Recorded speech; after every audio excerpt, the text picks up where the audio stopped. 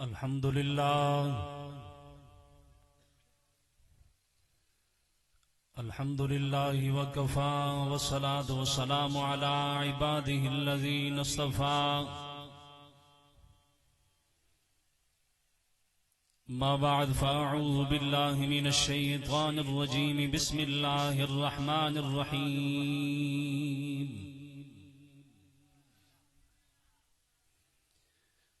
وَلَنَبْلُوَنَّكُمْ بِشَيْءٍ مِّنَ الْخَوْفِ وَالْجُوعِ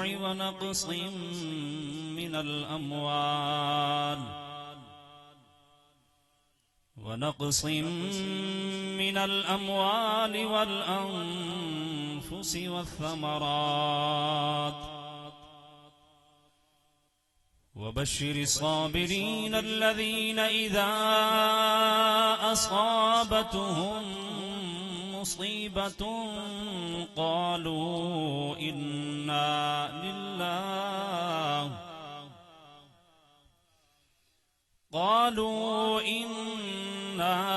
لله وإنا إليه راجعون آمنت بالله صدق الله العظيم وصدق رسوله النبي الكريم أما بعد فأعوذ بالله من الشيطان الرجيم بسم الله الرحمن الرحيم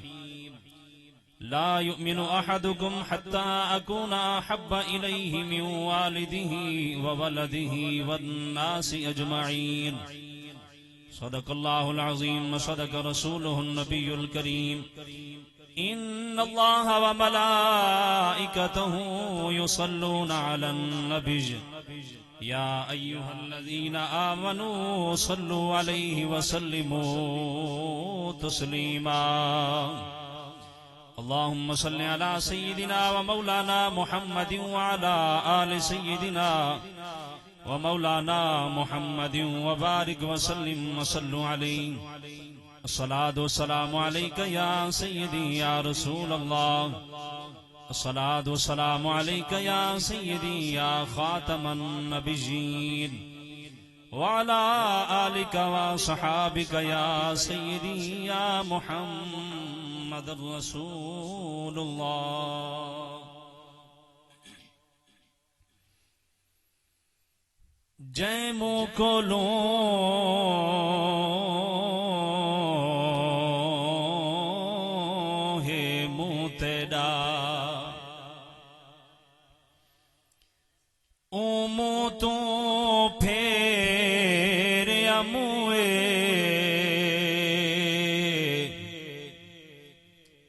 پھر گیوں منہ نہیں بدلا اے منہ والے دا منہ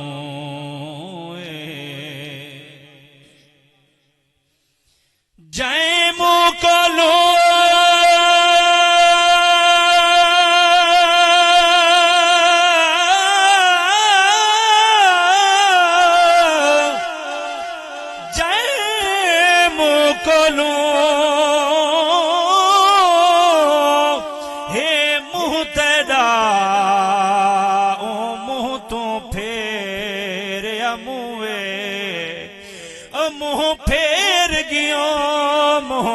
بدلا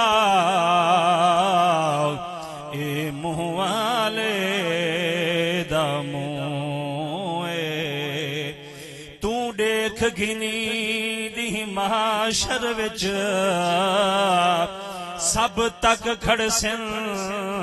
او منہ والے نے منہ نہ لایا بلکن کرے سے اچھا دوست نے تو اگو ماسک دیتے ہیں یہ واسے نہیں کہ تو چپ کر کے بھائی ونجو ماسک صرف کرونا تو بچاون واسے سبحان اللہ اکسو انشاءاللہ کرونا بھاجوے سے میں تو سرکار تورا دیوانہ اب تو طیبہ بلا لو جانانا جانا نا اب تو طیبہ بلا لو جانا نا میں تو سرکار تورا دیوانہ اب تو طیبہ بلا لو جانا نا جانا نا اب تو طیبہ بلا لو جانا نا اور جام پہ جام ہو عطا مجھ کو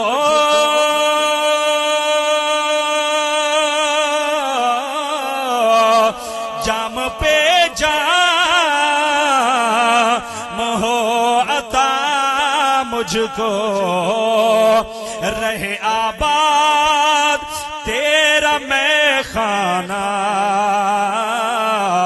اب تو طیبہ بلا لو جانا نا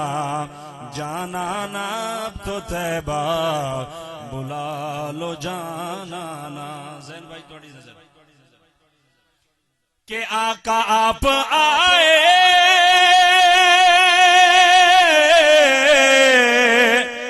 تو خانہ قبلہ بنا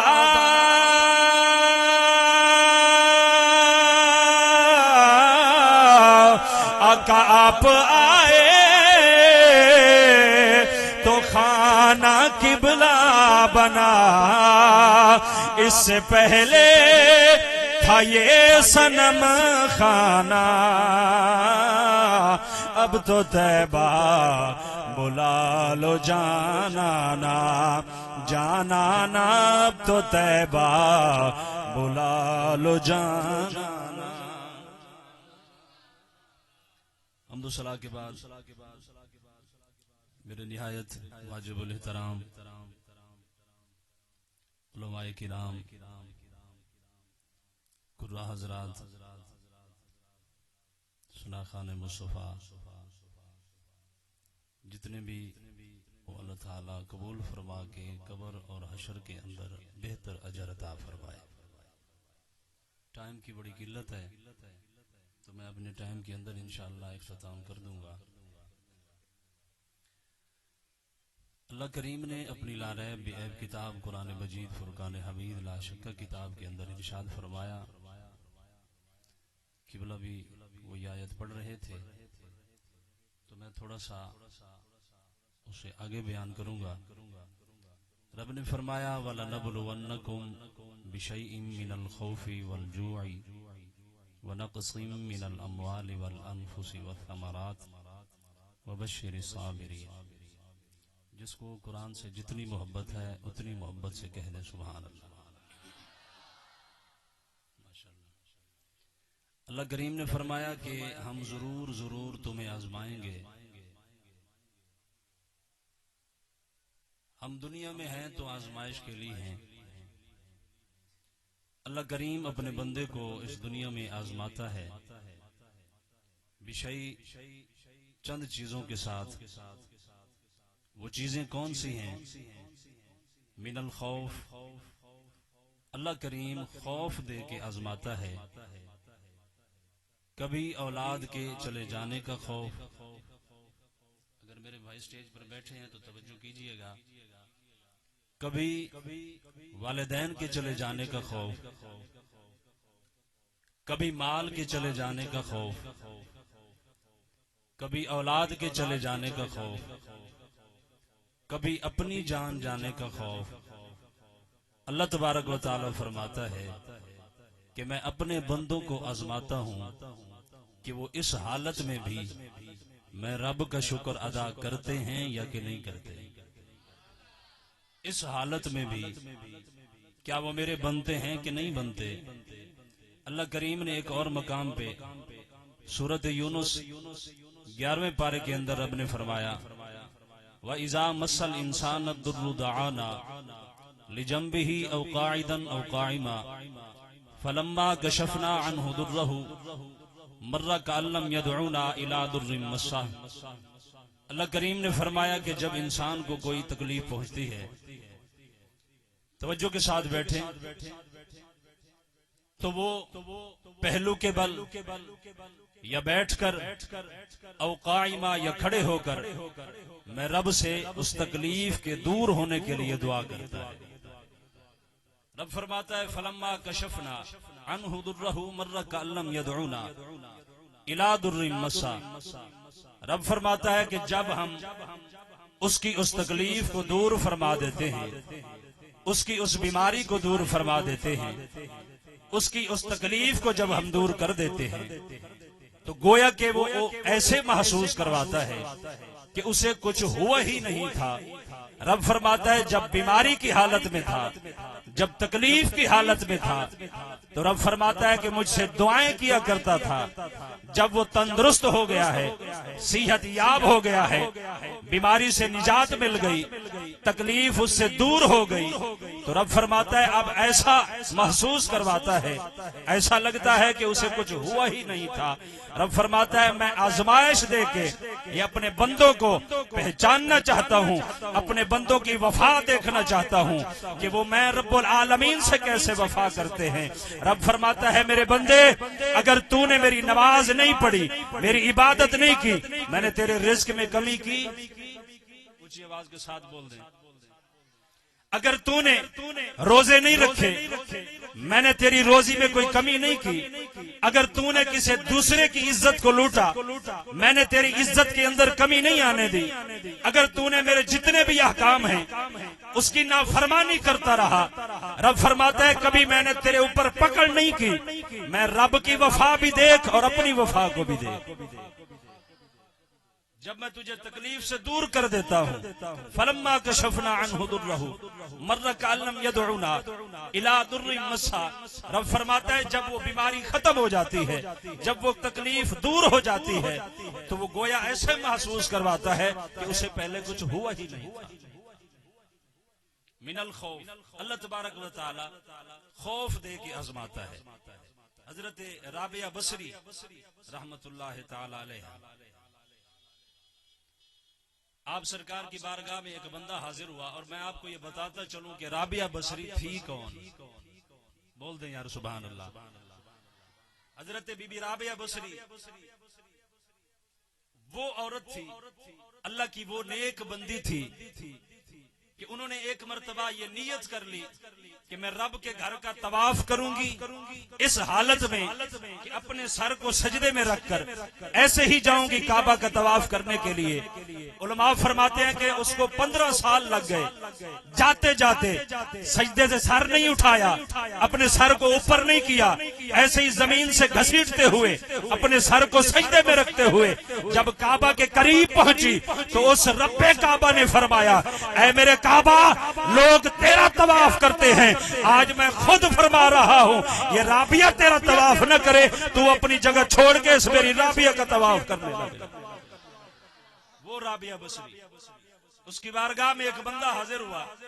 سر پہ پٹی باندھی ہوئی ہے، تو آپ نے پوچھا کیا ہوا؟ وہ کہتا ہے میرے سر میں شدید درد ہے۔ تو آپ نے غصے کی حالت میں فرمایا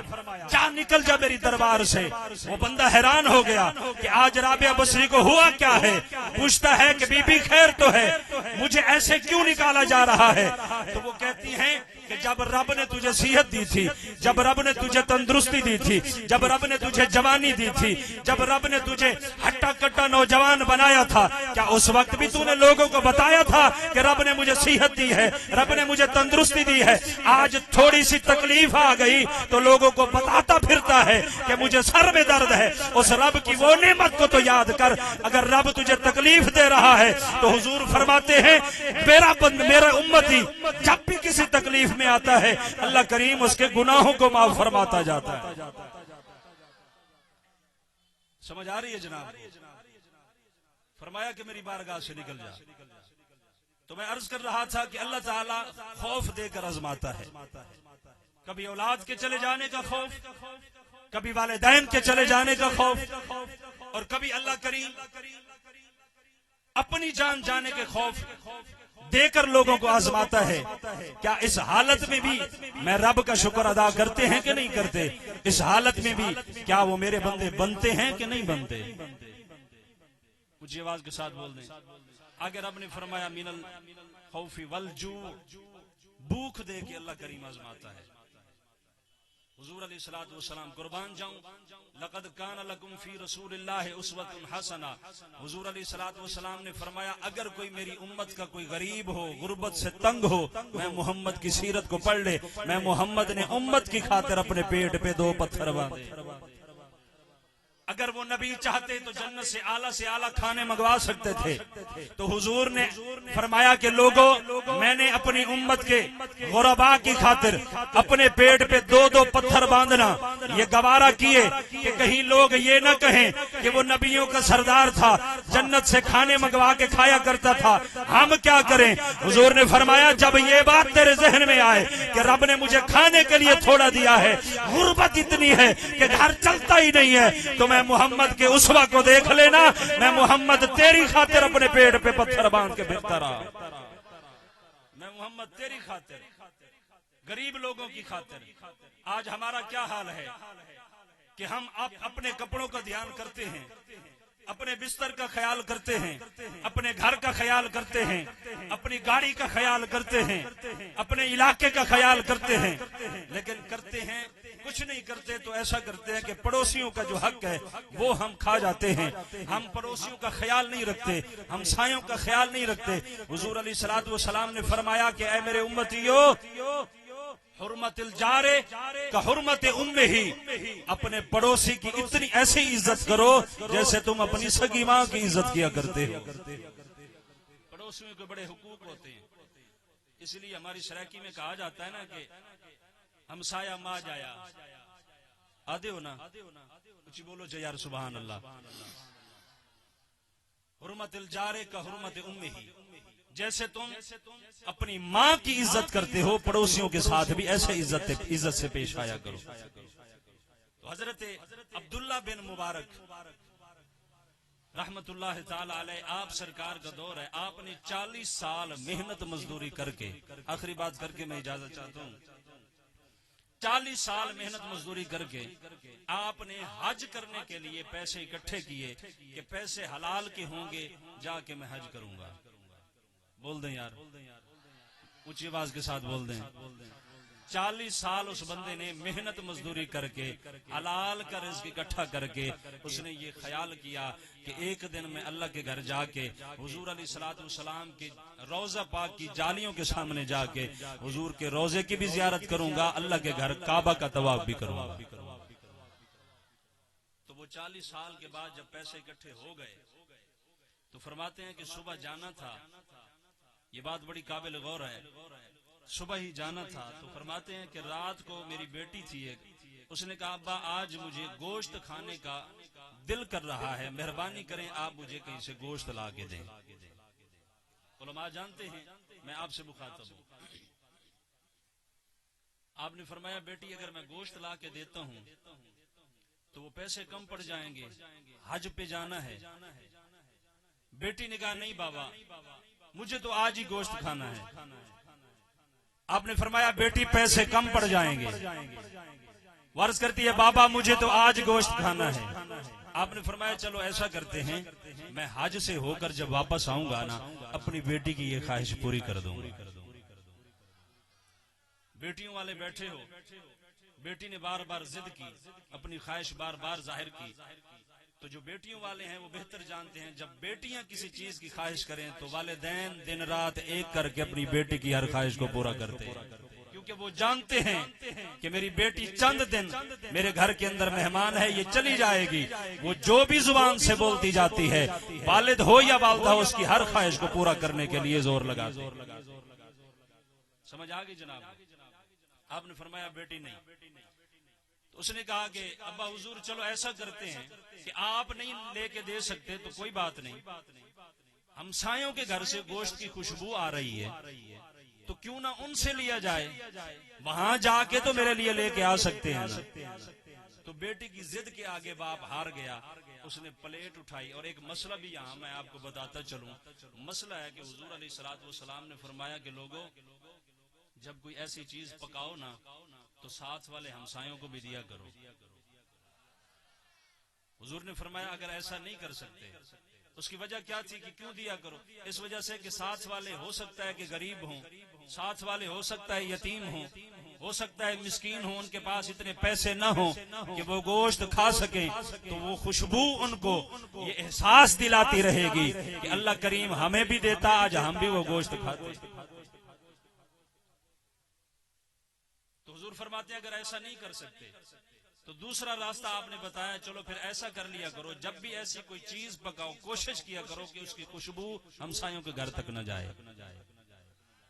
اگر کچھ پلے آ رہا ہے تو بول دیجئے سبحان اللہ۔ تو سامعین محترم توجہ فرماؤ، عبداللہ بن مبارک فرماتے ہیں میں اپنی بیٹی کے خواہش کے آگے ہار گیا، میں پلیٹ اٹھا کے برتن اٹھا کے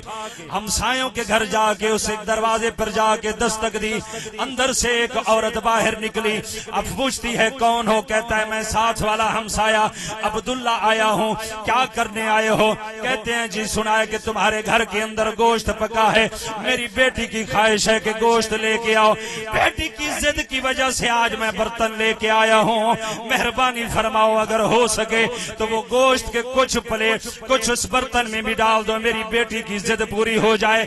اس عورت کی چیخ نکل گئی، کہتی ہے عبداللہ 10 دن پہلے میرے گھر کچھ نہیں پکا، اس وقت تو نہیں آیا، آج جب گوشت کی خوشبو آئی تو آج برتن لے کے آ گیا ہے، وجہ کیا ہے؟ جب یہ سنا تو آپ کے پاؤں سے زمین نکل گئی،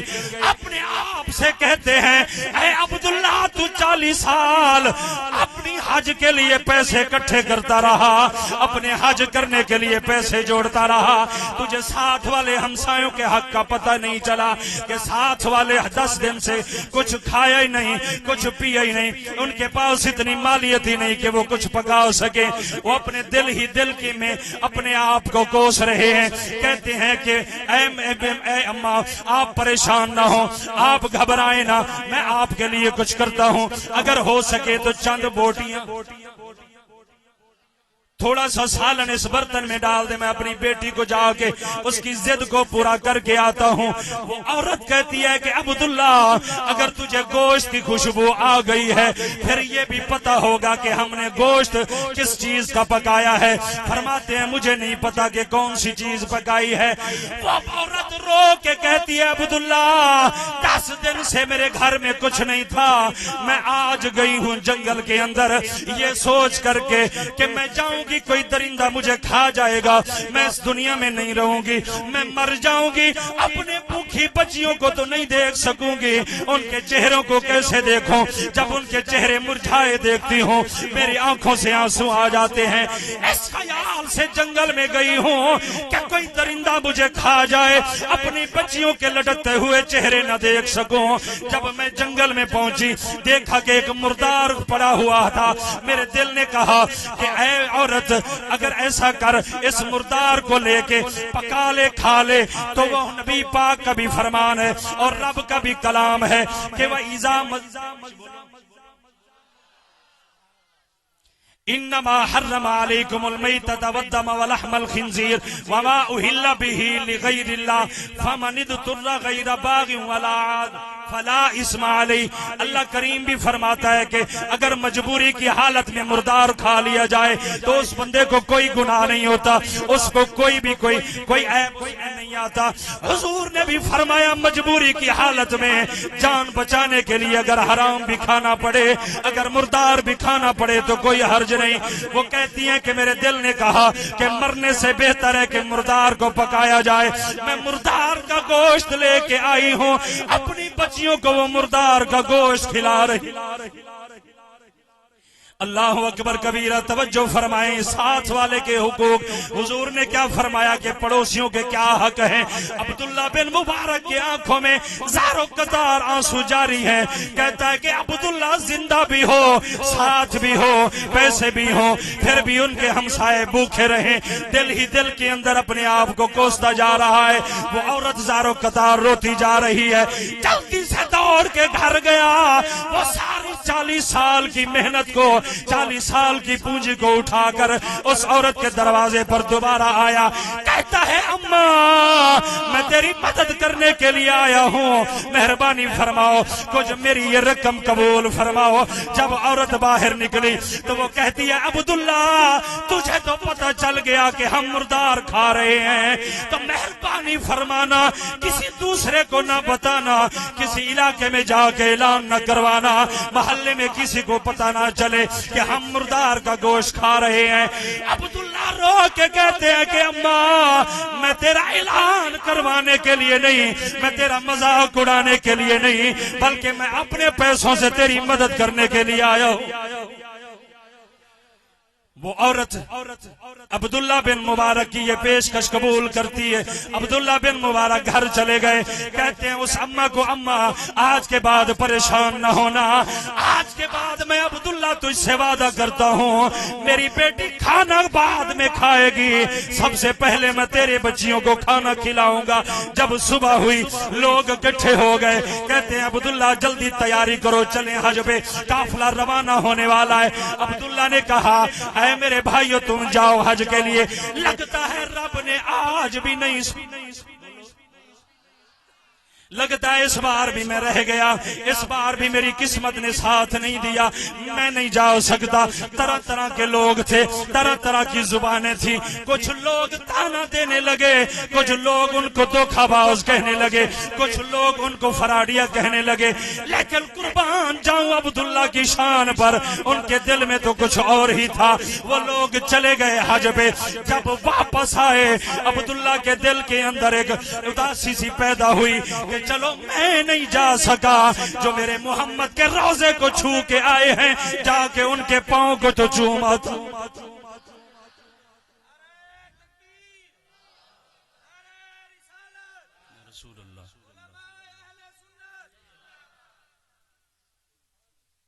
وہ غالب نے کہا تھا نا کہ غالب ندیم دوست سے آتی ہے بوئے دوست، فرماتے ہیں یار کے یار سے یار کی خوشبو آتی ہے۔ عبداللہ بن مبارک فرماتے ہیں کہ میں اس خیال سے چلا گیا کہ جو ہاتھ محمد الرسول اللہ صلی اللہ علیہ وسلم کے پاک روزے کی جالیوں کو جا کے لگے ہوں گے ان ہاتھوں کو تو چوماؤں۔ جب ان کے پاس گئے لوگوں نے کہا عبداللہ بڑا وعدہ خلافی کرتا ہے، ہمیں تو کہتا تھا کہ میں نہیں جاؤں گا، ہمیں تو کہتا تھا کہ اس بار بھی رب نے میری نہیں سنی، ہمیں تو کہتا تھا کہ قسمت نے ساتھ نہیں دیا۔ جب ہم کعبہ پہنچے عبداللہ تجھے بھی وہاں پایا، تو بھی وہاں موجود تھا، لوگ ہمیں حجر اسود کے قریب جانے نہیں دیتے تھے اور تجھے کوئی روکتا ہی نہیں تھا۔ جب ہم مدینہ میں پہنچے ہمیں کوئی جالیوں کو چھونے نہیں دیتا تھا، تو جھپے مار کے بیٹھا تھا، کوئی بھی تجھے روکنے والا نہیں تھا۔ اگر ہمارے ساتھ نہیں جانا تھا تو کیا ہوا یہ تو بتا، کس سواری پہ گیا تھا، کس چیز پہ گیا تھا کہ ہم سے پہلے بھی پہنچ گیا اور حجر اسود کو بھی چومتا رہا، محمد الرسول اللہ کی جالیوں کو بھی چومتا رہا۔ وجہ کیا ہے؟ ابھی عبداللہ پاک بولنے ہی والے تھے، آواز قدرت آئی عبداللہ پریشان نہ ہو، حیران نہ ہو، جب تو نے ہمارے بندوں پہ اتنا کرم کیا، اتنا رحم کر دیا، اسی وقت میں رب العالمین نے تیری شکل کا ایک فرشتہ بنایا جو تیری شکل میں جا کے کعبے کا طواف بھی کرتا رہا، محمد الرسول اللہ کی جالیوں کو بھی چومتا۔ اے عبداللہ وہ فرشتہ ہر سال تیرے نام کا حج اور عمرہ کرتا رہے گا۔ میں رب العالمین تیرے اس انداز کی وجہ سے، تیری اس ادا کی وجہ سے میں رب تیرے نام اعمال کے اندر مقبول حج کے ثواب بھی لکھتا جاؤں گا، مقبول عمروں کے ثواب بھی لکھتا جاؤں گا۔ سکھا دو مجھے کو جینے کا کرینہ یا رسول اللہ، سکھا دو مجھ کو جینے کا کرینہ یا رسول اللہ، تیری کملی نرالی کا جسے مل گیا دامن اسے محشر میں کیوں آئے پسینہ یا رسول اللہ. اچھا اگر کوئی مولوی دی آواز بائے ونجے نا لوگ آدھن ہون پتھا پائے ہون سپیکر دی واٹھ جایا پائے ہون آواز ختم تھی گئی اسی میں زور پہلے ہی ڈھیر سارا لئی بیٹھا. دعا کریں اللہ تبارک و تعالی ہم سب کو جو میں فقیر حقیر نے جو بیان کیا اللہ تعالی مجھ سمیت تمام احباب کو اس پہ عمل کی توفیق عطا فرمائے, دوسروں کے حق کا خیال رکھنے کی توفیق عطا فرمائے. آمین بجاہ النبی الامین وآخر دعوانا الحمدللہ.